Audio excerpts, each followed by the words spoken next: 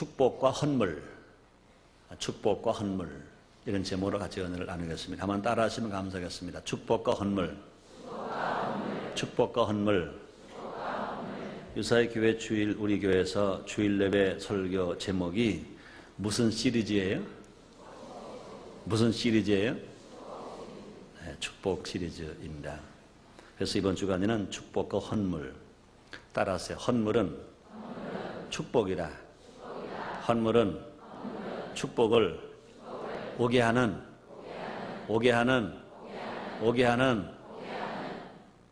수도 파이프다. 축복 파이프다. 믿으세요? 믿어지세요? 혹시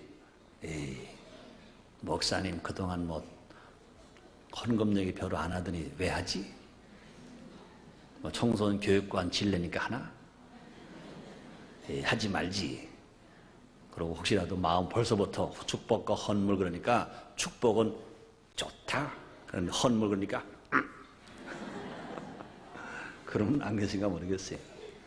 다 헌물이 있어야 축복이 있는 것 아시기 바랍니다. 구원은 아무 조건이 없어요. 남녀노소 빈부 귀천할 것 없이 누구든지 오직 예수만 믿으면 구원받습니다.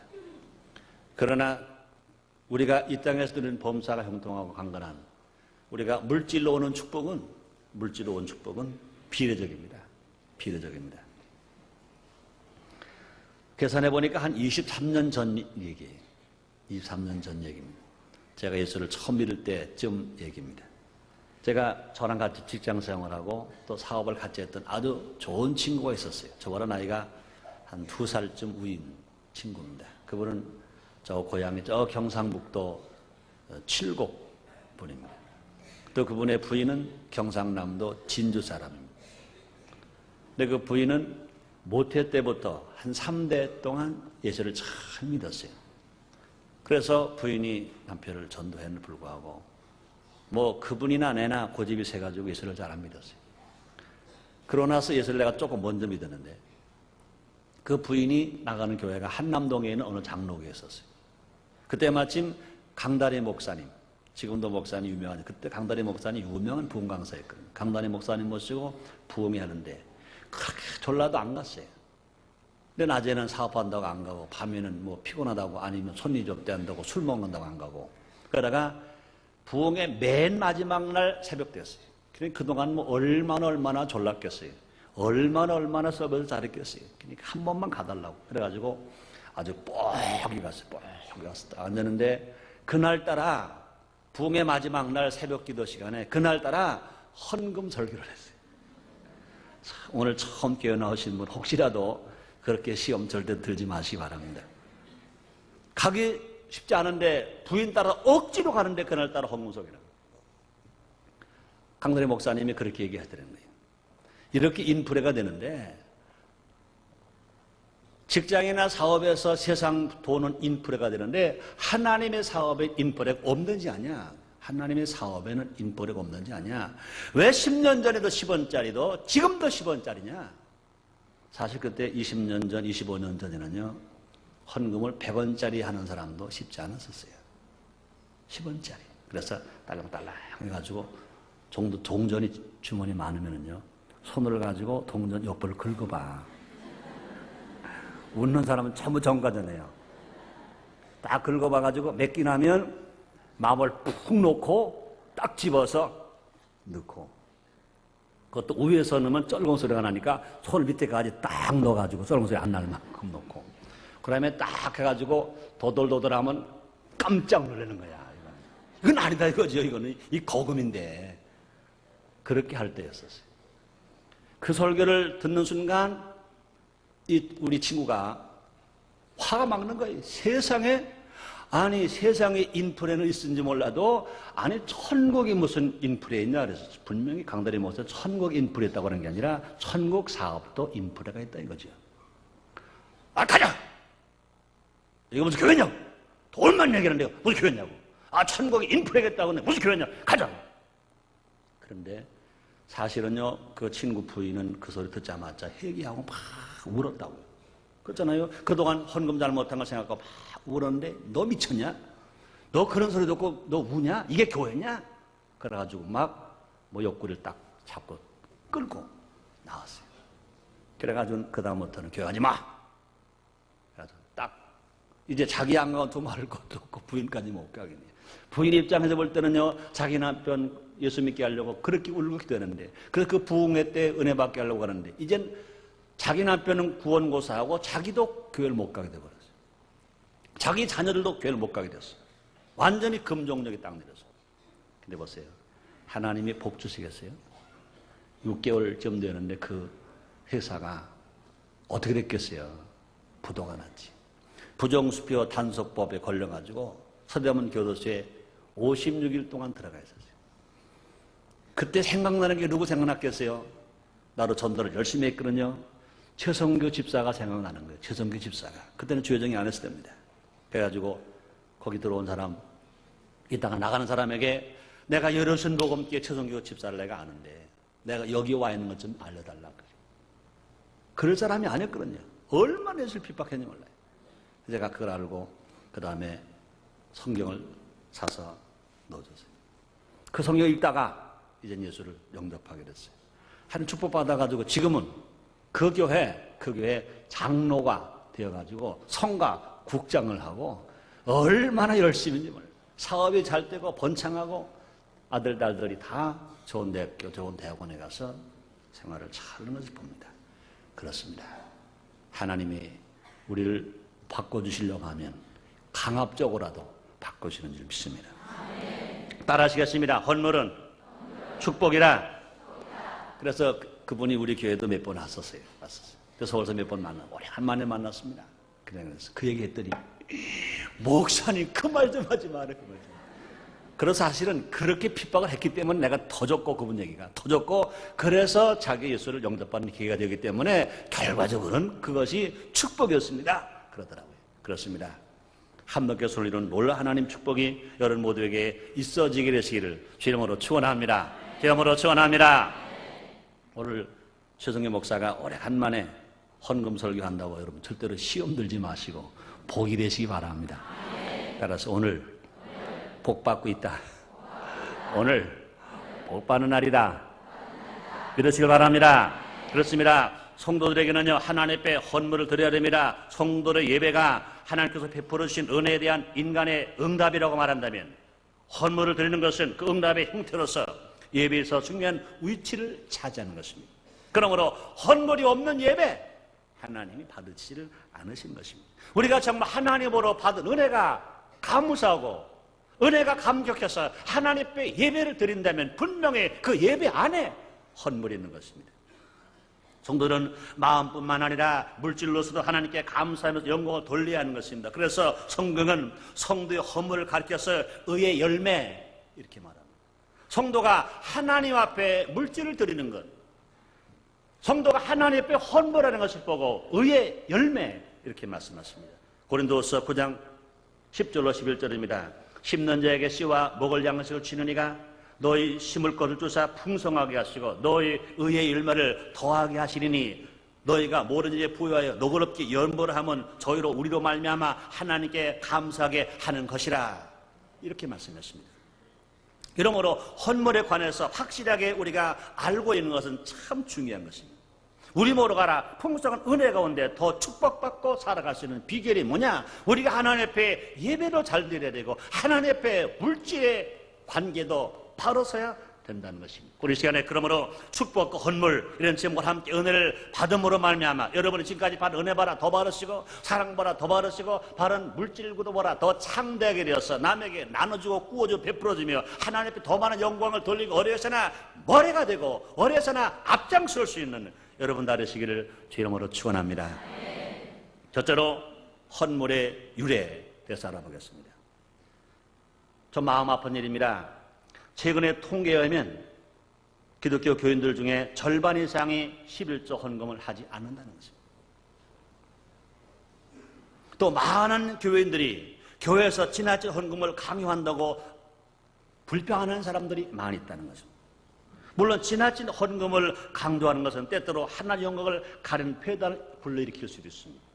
또 신자들에게 또 신앙을 실족하게 할 수도 있습니다. 이 지나치게 잘못된 것입니다. 그러나 헌물을 드리는 것은 하나님께서 명령하신 예배제의 요건인 것을 분명히 말씀합니다.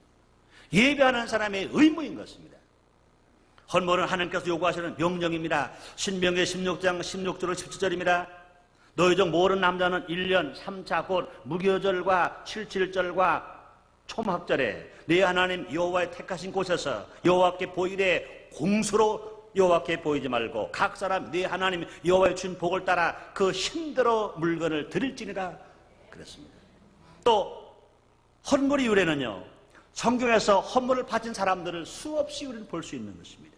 구약시대 때 이스라엘 백성들은 하나님께 자신의 물질을 가지고 봉헌했던 것입니다. 금이나 은이나 폐물이나 양, 소, 염소 등을 드렸습니다. 이것이 없을 때는요, 산에 가서 산비둘기라도 잡아다가 드렸습니다. 또 전쟁에 싸우면 전리품을 또 하나님께 드렸습니다. 또 기타 성물과 땅의 소산물과 하나님께 봉헌하는 그런 예배가 있었습니다. 그런 제사가 있었습니다. 믿음의 조상 아브라함도 전리품의 10분의 1를 당시 지극히 높으신 하나님의 제사장인 멜기세덱에게 바쳤습니다. 히브리서 7장 1절로 2절입니다. 이 멜기세덱은 살렘 왕이요 지극히 높으신 하나님의 제사장이라. 여러 임금을 쳐 죽이고 돌아온 아브라함을 만나 복을 빈 자라. 아브라함 일체의 10분의 1을 그에게 나눠주니라. 멜기세덱은 아브라함에게 축복을 빌어주고, 아브라함은 전쟁에 싸워서 이긴 전리품 중에 10분의 1을 멜기세덱에게 드렸다 그랬습니다. 이것이 11조의 시작인 것입니다. 그뿐이 아닙니다. 야곱은 베델에서 기도할 때 하나님께 자신의 모든 것 중에서 10분의 1을 드리겠다고 서원했습니다. 또 신약시대에 마리아는 비싼 향유를 예수님의 발에 부었습니다. 자신의 가장 귀한 물질을 드렸던 것입니다. 당시의 처녀는요, 시집가구에서 지창가을 마련했습니다. 그것이 뭐냐? 옥합에 아주 비싼 향유를 사서 모았습니다. 돈을 버는 대로 그 옥합에 향을 조금씩 사서 자꾸 채웠습니다. 옥합에 향이 가득 차면 그것을 팔아서 시집가는 지창금으로 삼게 되었습니다. 그러므로 마리아도 시집갈 때가 되었어요. 이걸 팔아서 시집을 가야 합니다. 이것을 팔아 돈을 만들어서 시집을 가야 합니다. 그걸 지창금으로 가져가야 합니다. 그런데 예수님이 6월절 이제 죽으실 날을, 계속의 죽음을 죽으실 날을 기억하고 그것을 깨서 예수님 발에 부었습니다. 예수님 몸에서 그 방에서 향기 거득하게 만들었습니다. 또 마리아는 머리를 풀어서 기름 부은 예수님의 발을 씻겼습니다. 여성에게 결혼하지 아니한 여성의 제일 귀한 게 뭡니까? 좋은 신랑 만나서 좋은 시집 가는 것도 중요한 것입니다. 여성에게는요, 아름다운 것도 중요한 것인 것입니다. 그런데 마리아는요, 옥합도 깼어요. 시집갈 것도 포기했습니다. 머리를 풀었습니다. 아름다움도 포기했습니다. 누구에게? 예수님께 드리기 위해서입니다. 그때 예수님은 이렇게 말씀하십니다. 요한복음 12장 3절입니다. 마리아는 지극히 비싼 향유 곧 순전한 한 건을 가져다가 예수 발에 붓고 자기 머리를 돌로 그의 말을 씻으니 향유 냄새가 집에 가득하더라. 그뿐이 아닙니다. 한 과부는요, 2렙돈이라고 하는 당시에 가장 적은 액수의 돈을 자신의 전체 생활비로서 하나님께 드렸을 때 예수님은 얻어 큰 칭찬을 받았습니다. 뿐만 아니라 성령 충만한 바는 초대교회 성도들은요, 예루살렘 성도는요, 자신의 모든 재산을 바쳐서 사도들과 더불어 교회 공동체 생활했습니다. 내 걸 주장하지 않았습니다. 하나님 사업에 위해서 들여놓고 항상 나눠주면서, 항상 베풀어주면서 항상 공동체 생활했습니다. 그뿐이 아닙니다. 로마서 15장 26절에 보면 마케도냐와 아가야 성도들은요, 예루살렘 성도들이 가난하기 때문에 예루살렘의 가난한 성도를 위해서 자기들이 가진 물질을 아낌없이 구제헌금으로 드렸다고 그랬습니다. 헌물은 하나님 은혜에 대한 보답과 감사인 것입니다. 그러므로 모든 물질은 하나님의 것인 것입니다. 하나님께서 만물을 다 창조하셨습니다. 우주 만물을 지으신 분이 누구시냐? 하나님이십니다. 우주 만물을 섭리하신 분이 누구냐? 하나님이신 것입니다. 우주 만물의 주인 누구시냐? 하나님이신 것입니다. 내 생명도 하나님, 내 사업도 하나님, 내 가정도 하나님, 모두가 다 하나님이신 것입니다. 시편 50편 11절로 12절에 이렇게 말씀하십니다. 산의 새들도 나야 하는 것이며 들의 짐승도 다 내 것이미로다. 내가 가령 줄여도 내게 이르지 않을 것은 세계와 고에 충만한 것이 내 것이미로다. 하나님 말씀하십니다. 산의 새들도 들에 흐른 물들도 모두가 다 주님이라, 주님 것이라, 하나님 것인 것입니다. 살짝 인간이 가지고 있는 모든 것은 하나님께로부터 받은 것이, 이게 몽땅인 것입니다. 하나님께서 받은 것이지 하나님으로 받은 것이 다 내 것이 아닌 것입니다. 그러므로 하나님께서 받지 않은 것은 아무것도 없습니다. 내 생명도 하나님께 받았어요. 내 가족도 하나님께 받았어요. 내 물질도, 내 집도, 내 소유도 모두 하나 하나님은 주인이시고 난 모두 받은 것입니다. 하나님의 은혜로 말미암아 받아서 우리가 살고 있는 것입니다. 받은 모든 은혜 중에서 가장 큰 은혜는 무엇입니까? 우리의 생명을 지옥에서 구원해 주셨습니다. 첫 아담이 범죄함으로 말미암아 영혼이 죽었어요. 죄악은 사망입니다. 우리 원죄와 조상의 죄와 자범죄로 말미암아 영혼이 멸망받게 되었을 때 하나님처럼 세상을 사랑하사 독생자를 주셨으니 이는 저를 믿는 자마다 멸망하지 아니 영생을 얻게 하려 하시면 하신 것처럼 예수님의 은혜로 하나님의 사랑으로 성령의 도움으로 예수님의 구원받아 하나님의 자녀가 되었습니다. 그러므로 죽은 영에 살았어요. 죽은 생명에 살았어요. 마귀의 종이 하나님 아들 되었어요. 하나님 백성 되었어요. 이것이 은혜 중에 제일 큰 은혜인 것입니다. 그러므로 인간은 마땅히 감사한 마음으로 이에 보답해야 할 것인 것입니다. 우리가 헌물을 드린다고 해서 보답이 다 될 수는 없습니다. 그러나 그런 방법으로라도 보답의 뜻을 나타내는 것, 일단 성도가 자신의 수고와 땀을 물질을 하나님께 드리는 것입니다. 그렇습니다. 자기의 삶 전체를 하나님께 봉헌하며 살겠다는 신앙의 표현, 이것이 하나님 기뻐 바라시는 것입니다. 그렇잖아요. 자식은 부모에게 많은 사랑받았습니다. 부모는 피로 나가셨습니다. 눈물로 길르셨습니다. 땀 흘려서 생명 바쳐 우리를 교육시켜 주셨습니다. 그 많은 사랑을 받은 자식이 그 부모에게 효를 한들 얼마나 하겠습니까? 그러나 효하겠다는 마음, 고마워하는 마음, 그래서 부모님을 위해서 내가 몸으로 봉사하고 내가 물질을 드리고 내가 마음을 드릴 때 부모님은 그 마음이 흐뭇하시고 그 보람을 갖고 살아가는 것입니다. 그렇습니다. 우리는 분명히 알아야 할 것은 하나님은 아버지요, 우리는 아들인 것입니다. 하나님은 피조물이요, 하나님은 창조주요, 하나님 창조주요, 우리는 피조물인 것입니다. 우리 하나님의 지음 받았습니다. 하나님의 아들입니다. 하나님으로 몽땅 받았습니다. 그러므로 우리는 하나님 앞에 감사하는 일은 너무나 당연한 것입니다. 두 번째, 이제 헌물의 종류가 어떤 것인지 알아보겠습니다. 헌물은 단순히 돈 그것만 아닌 것입니다. 오늘날의 편의상 돈으로 헌물을 대신하지만 구약시대는요, 가축과 곡물 등을 포함해서 자신의 땀과 노력을 얻은 것을 가지고 와서 하나님께 드렸습니다. 그럼 우리가 드리는 헌금에는요, 나의 시간, 나의 노동, 나의 땀, 나의 노력, 나의 생활이 포함되어 있다는 것을 알아야 할 것입니다.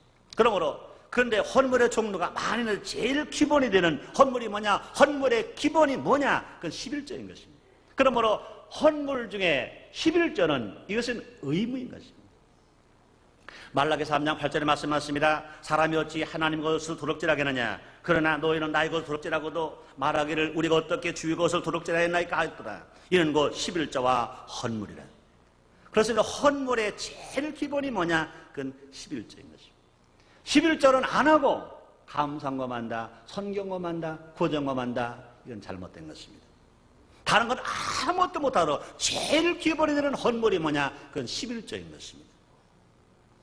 11조는 구약시대에 종결된 율법 형식이 아닙니다. 11조를 드리는 것은 예수님께서 장려하신 사항인 것입니다.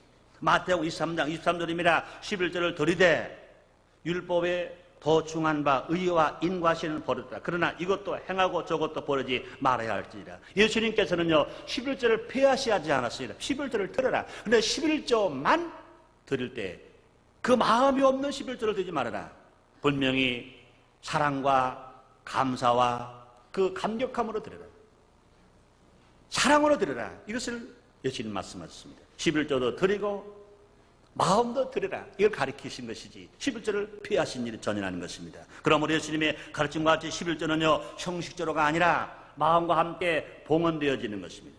11조는 모든 것이 하나님의 것이기에 그 가운데서 10분의 1을 하나님 것으로 돌려드리는 행위인 것입니다.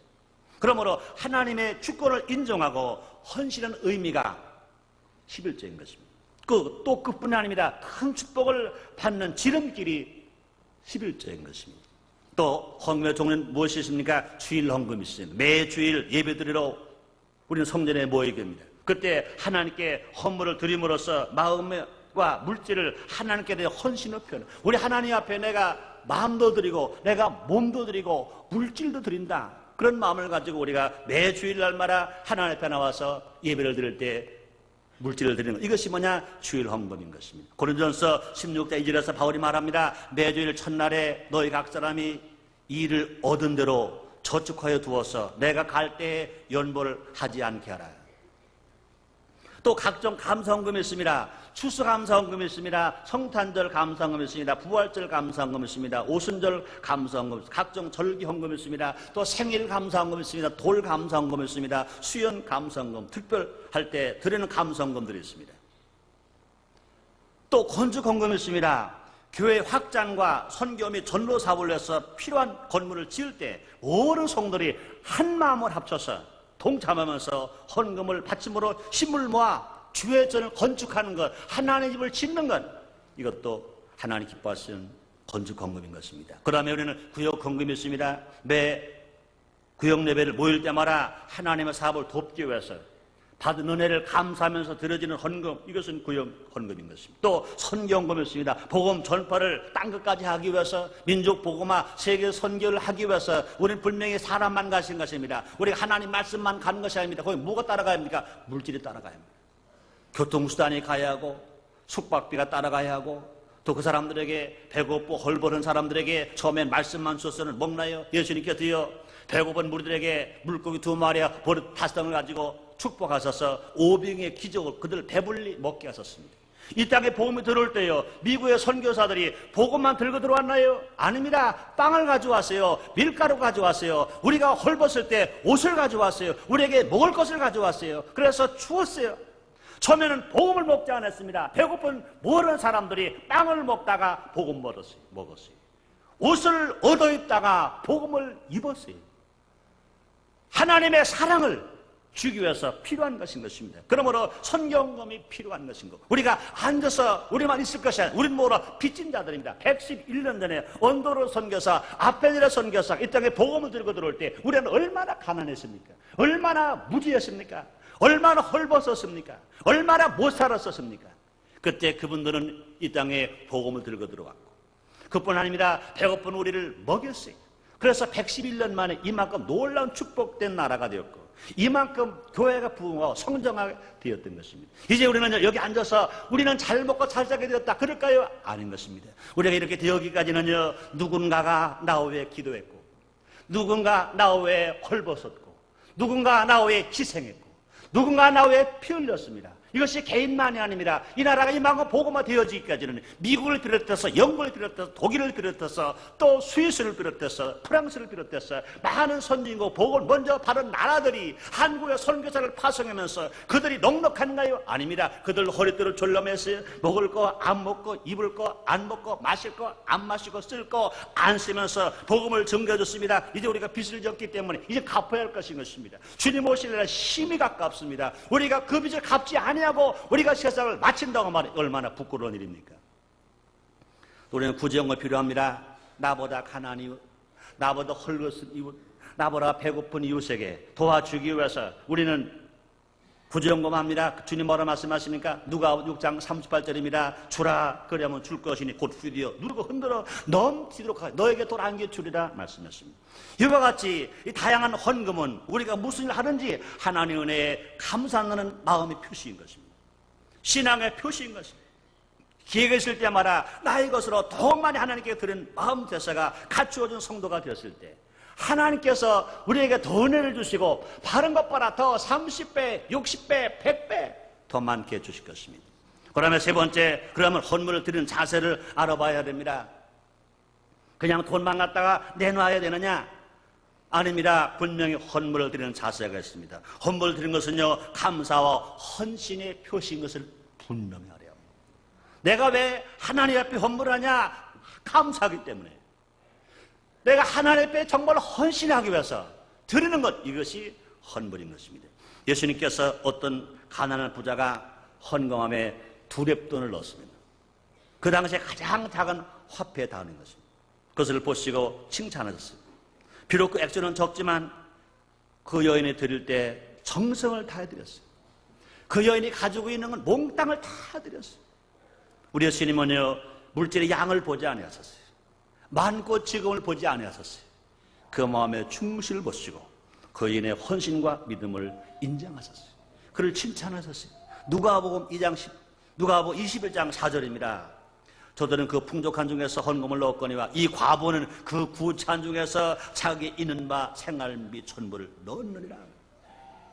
이러므로 헌금의 액수로 남의 신앙을 저울지 않은 것은 금물입니다. 우리는 진실된 마음과 순종의 마음을 먼저 갖춘 후에 그 정성을 물질에 담아서 하나님께 드리는 그 드림, 이런 자세가 있어야 할 것입니다. 먼저 자신을 드려야 합니다. 물질의 봉헌은 곧 마음의 봉헌인 것입니다. 물질은 물질이고 나는 나, 물질은 물질이고 내 마음은 내 마음, 그게 아닌 것입니다. 물질을 드릴 때는 뭘 드려야 합니까? 내 마음을 드립니다.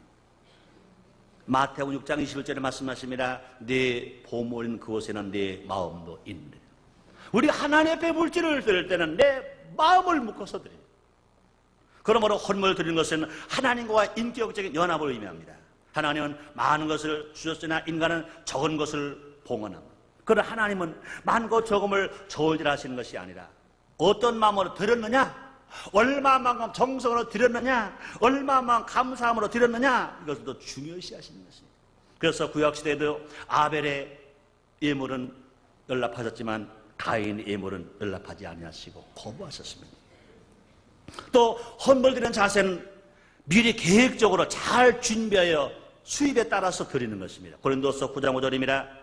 이러므로 내가 이 형제들로 먼저 너에게 가서 너희 전에 약속한 연물을 미리 준비케 하도록 권면하는 것이 필요한 줄로 생각하노니 이렇게 준비하여 참 연보라고 억지가 아니니라. 그때 헌금으로는요, 예물은 즉흥적으로 하는 게 아닙니다.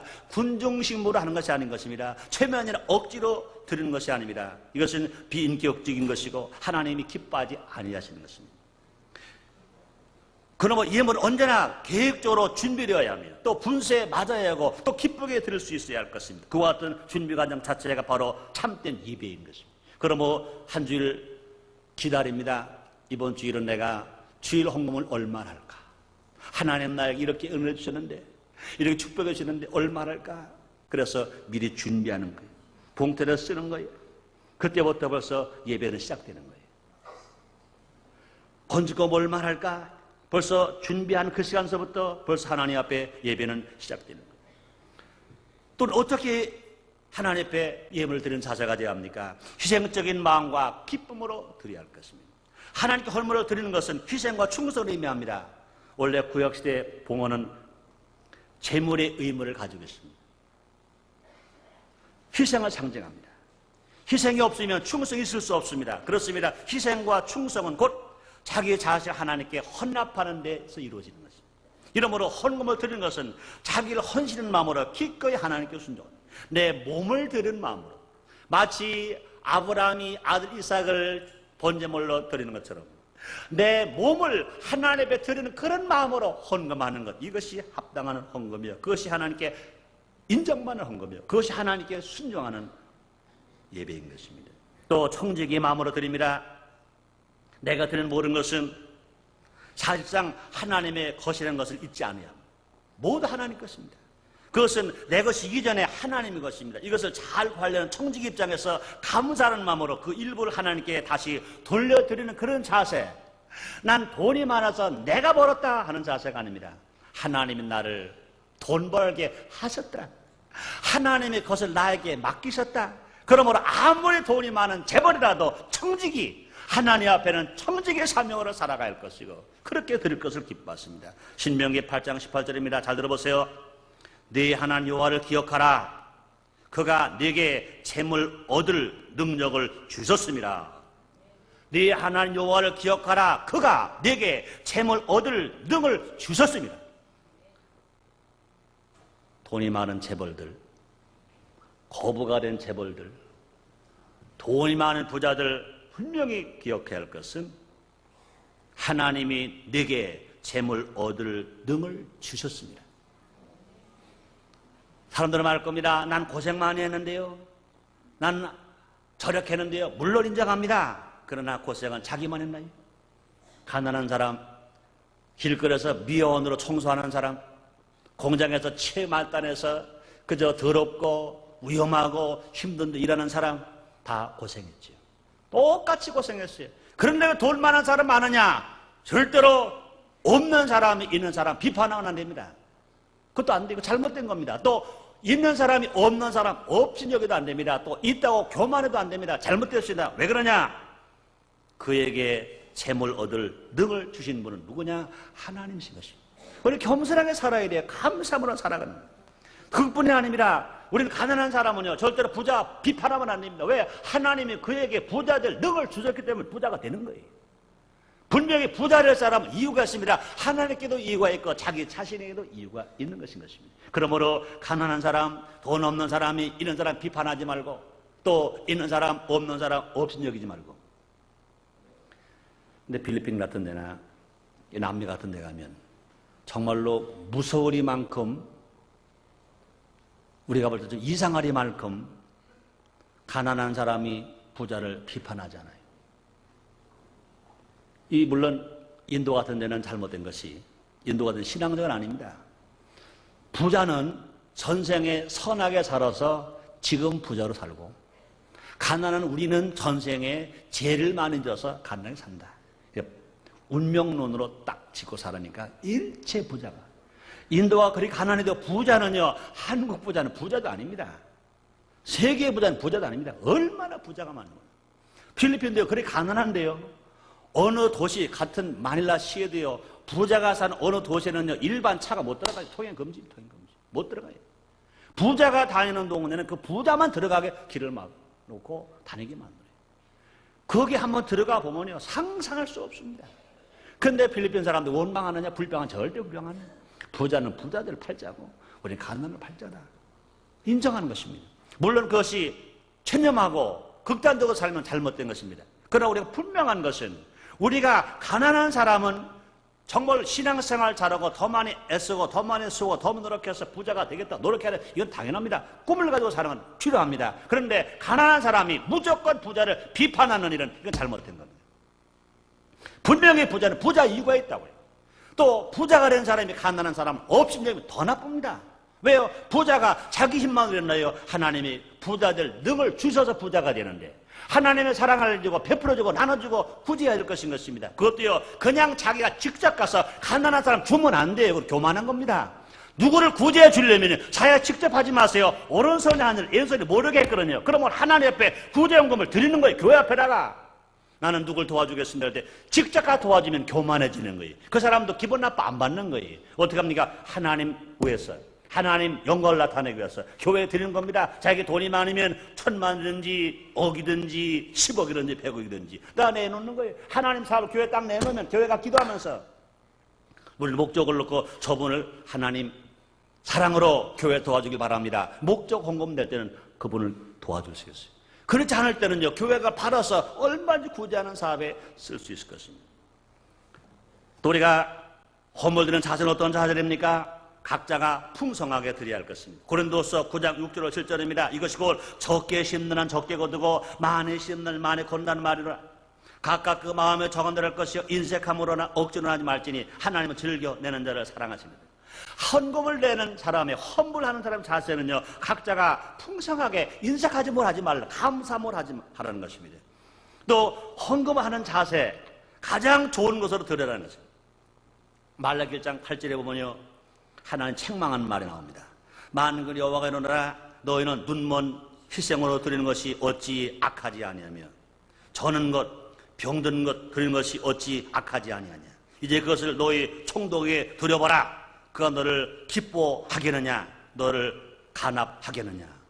하나님 앞에 짐승으로 제사를 드리는데 뭘 드립니까? 눈먼 병신 짐승, 또 다리가 저는 것, 병들어서 막 죽게 된 것, 이것을 드리면 받으시겠냐.